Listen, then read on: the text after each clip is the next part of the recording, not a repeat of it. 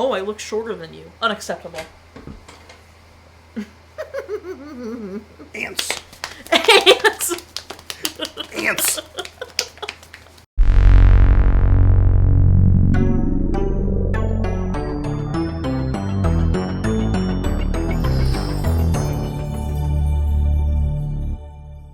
Welcome back to Every Disney Movie Ever. My name is Jess and I'm watching Every Disney Movie Ever. Today we have Aubrey! I'm not watching every Disney movie ever. He hath returned.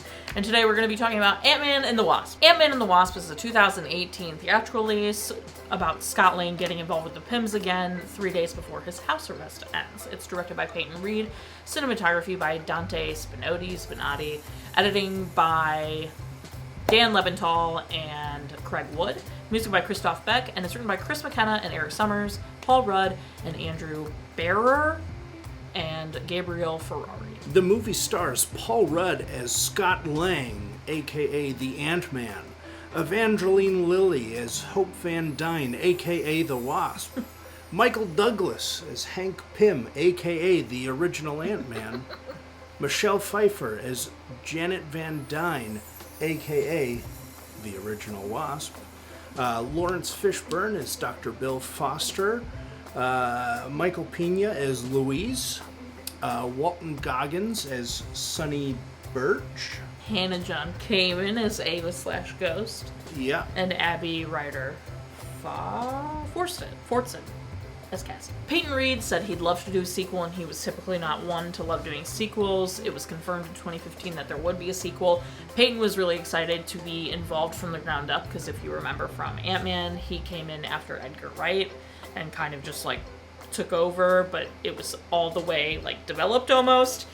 Reed was excited to put the Wasp in the title. He said it was about damn time that one of the female heroes was in the title of the movie.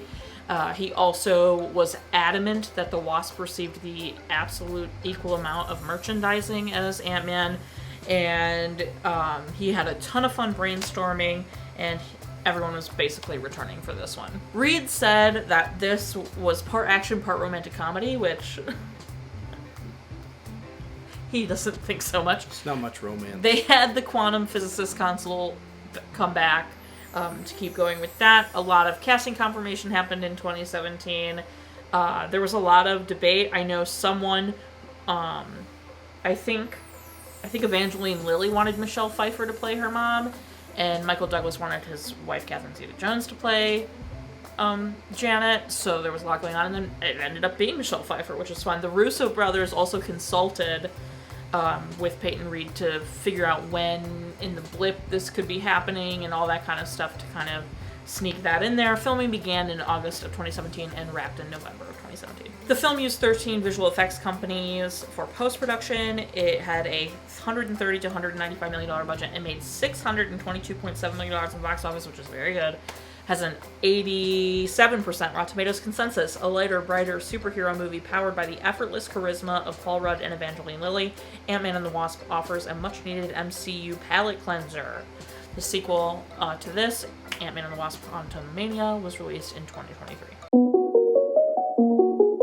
Cinematography, much like the first one, I thought was really cool, kind of the way the shots were transitioning between big stuff, small stuff, and all the in between, and I thought there's a lot of cool kind of camera angles and stuff to really kind of show off some of that. And it kind of goes hand in hand with the editing, but there's a lot of cool and funny size reveals. Yeah. So that's kind of like the cinematography and the editing working together for those, but and the visual effects. Yeah. So there's a lot of fun stuff like that with cinematography. Yeah. I said it before for Ant-Man 1, I'll say it again. I don't know what companies they're using for it and what makes these movies different, but these movies are the ones that have the best de-aging of any of the actors. It doesn't come off as super fake as a lot of these other movies, or vice versa. The aging they did to Haley Atwell in the one Captain America movie, or is it a Captain America movie? It was. Yeah, it was. It's Civil War. That was horrifying to look at for me. So I feel like these movies, I don't know what it is, but Michael Douglas you can tell they're de-aged, but it's so easy to suspend your disbelief for it. And Michelle Pfeiffer, unbelievable. So good. Editing-wise, as I said, with the cinematography, there's some of those reveals that the timing is really good on those. I felt like most of the action sequences were very well paced, editing-wise. None of the shots really lingered too long.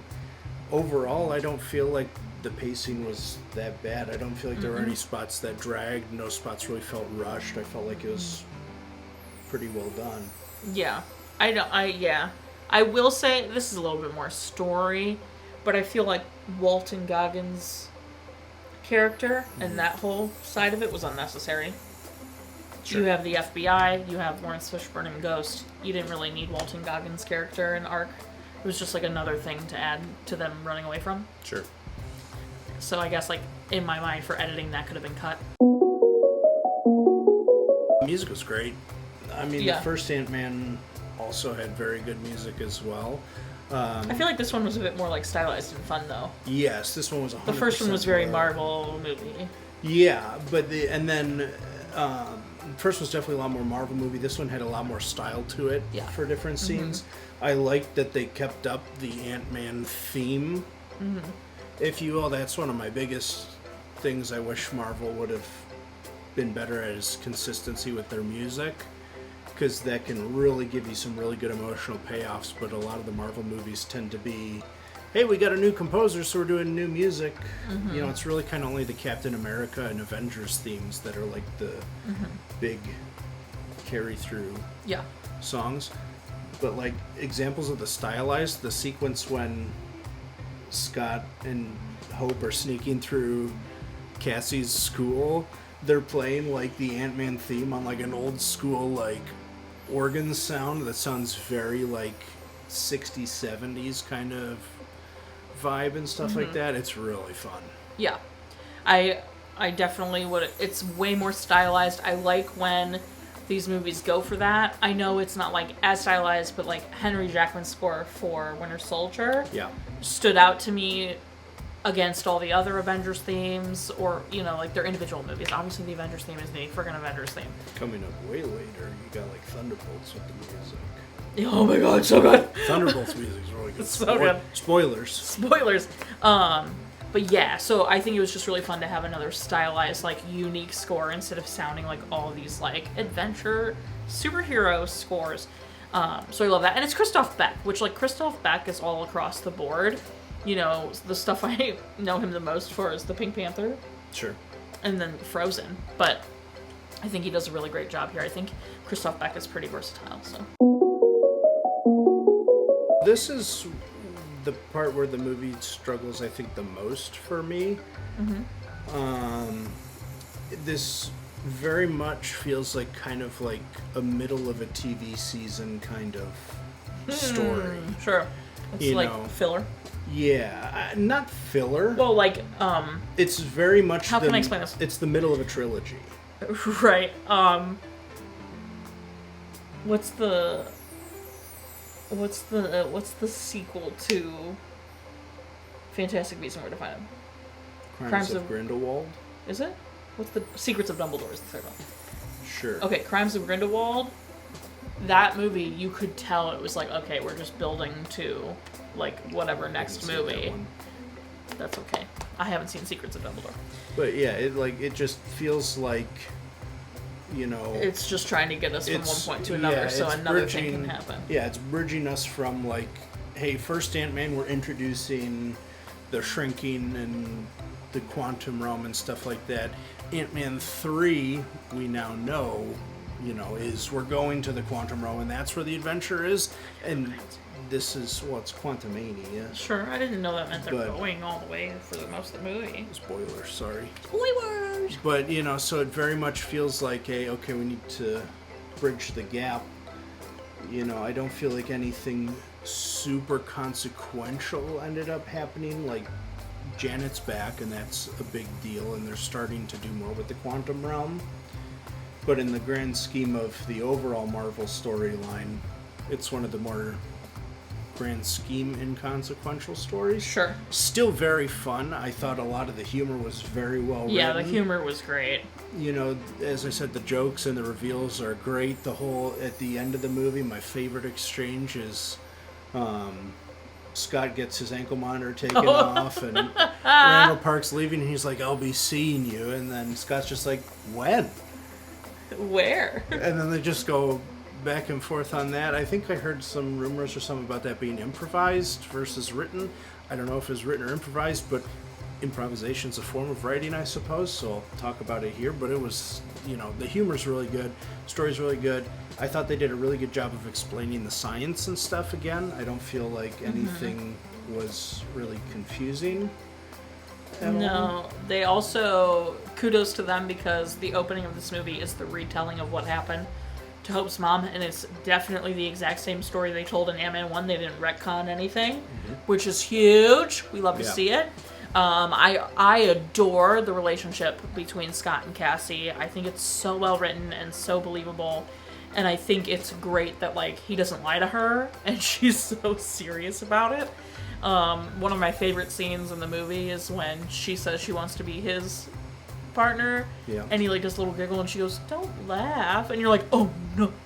It's so sweet, and he's like, no. And then the layer on top of that, the relationship between Scott and Cassie, and Cassie's mom and her stepdad, you know, that it's whole all warm and fuzzy and great now versus the tension in the first one, which I also loved. I love that they didn't try to, like, recreate that tension between the stepdad and him again, that they're all like, no, you were doing good, you're a good man, you know, stuff like that, and, like, see how much, and let him have time with Cassie, even with him being on house arrest, and the lengths he went to entertain Cassie and have fun with her. I love that as well. But obviously, okay, moving on to the other stuff, the cleverness with the technology, I think, is where Ant-Man shines. They really, like, use the superpower to its full capability. The shrinking of the cars and keeping them in a Hot Wheel case, the shrinking of the building and having it on wheels like a suitcase. It's brilliant. It's so clever. It really opens up, like, different thinking and the world of what you can do with this just shrinking and growing power. There was the one part where I had said this is just like when Superman uses his laser vision to, like, shave his beard. You know, using the powers for other things, mundane tasks. Like, you know, when they do normal mundane, exactly. So, like, in Smallville, you know, Clark's, like, hauling hay, you know, just normal stuff instead of big superhero things. It makes the world feel more immersive and real that they're using their powers for stuff. Because if you give any real person superpowers in the real world, they're going to use it to take shortcuts for other stuff too. 100%. And I just think it's also so clever then how they use that in the action sequences. So it's not just him shrinking and growing for fighting, it's cars shrinking and growing, and how can they use that to their advantage in every moment. It's just really clever. And I think that's where Ant-Man kind of is super strong. Is their cleverness. Because, you know, I feel like some of the other ones, granted some of their powers are more basic, but you could still take advantage to make that world much more immersive and everything like that. Otherwise, it's a pretty straightforward story. You know, they're just trying to save Hope's mom from the quantum realm, and they have, like, a time limit, because then it won't align or whatever. And they need Scott, because Scott is entangled with her because he went to the quantum realm in the first movie. All makes sense. Go ahead. And then, on the way to do that stuff, Walton Goggins is supplying them stuff, so then there's more conflict of him wanting their research. And then Ghost trying to get the quantum realm stuff to stop her pain. So it's a lot of interesting and, like, Laurence Fishburne's character wanting to help her because it was a tragedy that happened to her, but on the flip side, not wanting anything bad to happen to anyone else. You know, it's a very good in-depth characters that are realistic, not just like, this one's bad, this one's bad, this one's good, this one's good. It was, you know, a good balance. I do stand by what I said in the editing, where I do think the Walton Goggins Sonny Birch angle is unnecessary. I think that all could have happened like everything that happened in this movie, if they just adjusted like 2 or 3 things, could have happened without them. I think that was just another way to add more conflict and more people like looking for them and coming for them, which is fine. It was successful, but I do think if it was cut out, no one would miss it. Well, you love Walton Goggins. Well, yeah. There are 2 parent deaths. I don't remember if I counted Janet in the first one or not because I knew she wasn't actually dead. Yeah, I don't know. So, I'll have to go check. I hate that I'm forgetting her name again. Cassie's actress. Abby. I thought she did very good. Yeah, she's really great, Cassie. Yeah, she's really good. It's one of the things that I don't like about the time skip with Marvels. We don't have her anymore. Yeah. Spoilers, but Cassie's grown up now. To be fair, it's been a while. So maybe they could bring her back. True. But I thought she did very well with all of her stuff. Yeah. Everybody else did a good job in there. Laurence classic. Laurence Naturally classic. funny. Yeah. Good charisma. Michael Pena did a good job. He is really great as Luis. T.I. and David Dalmatian did. Randall Park, great. Yeah. He's so good at that David, awkwardness. if I said your last name wrong. Yeah. Michelle Pfeiffer, always good. Yeah, she did good. Standout acting scene for me at the end. They're in the lab. They're doing the final prep to go to the quantum realm. And they're standing there. Hope and Hank are like, Scott, are you okay?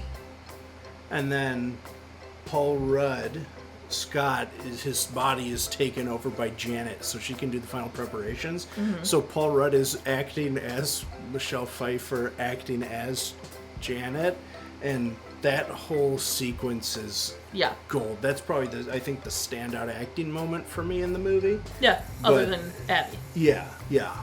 It's just the acting. Paul Rudd did a really great job at that. Yeah, 100%. Yeah, I agree. What's your favorite part? Favorite part, I think, is going to be a tie between the breaking into the school sequence. That's a good sequence. And probably that sequence where Paul Rudd is that's Janet. good. That's good. I think I'll say Scott being taken over by Janet is one of my favorite parts. And my other favorite part is when Cassie says she wants to be his partner. That's a good one, too. It's so sweet. Okay, least favorite part. Least favorite part. I don't think there's any one moment that stands out as. Okay, is there like a technical thing that you don't like? I don't like how Ghost just kind of disappears, for lack of a better term, at the end. Yeah. She's just she kind comes of back in Thunderbolt. Sure, but for in this movie, it's just like, hey, I made it out, and then she just kind of walks away. Yeah. There's not a lot of. Well, her and Laurence Fishburn had the hug. Yeah, they have that little sequence. Which he never comes back, by the way. Sure. And he's like, I'm not leaving you. Yeah, but it didn't feel like a good resolution for that character for this movie. Sure. I mean, knowing that she'll come back, obviously it's not her character resolution, but in this story, it didn't feel fully resolved. Yeah. My least favorite part would be the fact that Janet can just touch Ghost and heal her. Because there's not much explanation as to why. We know that she says something about, like, it being down here this long, there's a certain evolution to me that I can do things. So I know, like, we get that explanation, but, like, we kind of get an explanation of what's happening to Ghost, where, like, she's phasing in and out of all the quantum realms, and it's really painful. And, like, I am gathering that she's making it not do that, but, like, why and how? Like, give more explanation. Yeah, and also explain that what they did was temporary, because in the mid-credit scene, they're going down to get more healing particles from the quantum realm, and they say for our Ghost friend, so it's not obviously what she did isn't permanent, and they need to help Ghost with that. So I want a little more explanation for that. It felt a little bit like, where the heck? Alternatively, give us a cool little science montage at the end of with Janet and Hank and Hope and Bill, all 4 of them, like, doing science together to cure it, and show Janet's sciencey side a little bit more. Yeah, because the only time we really saw her sciencey side was through Scott. Yeah. So that would have been cool. Yeah. Would you recommend it? Yes. Me too. Would you watch it again? Yeah, I would watch it again. Yeah, I'm sure I will too. Anything else you want to touch on? Dissect?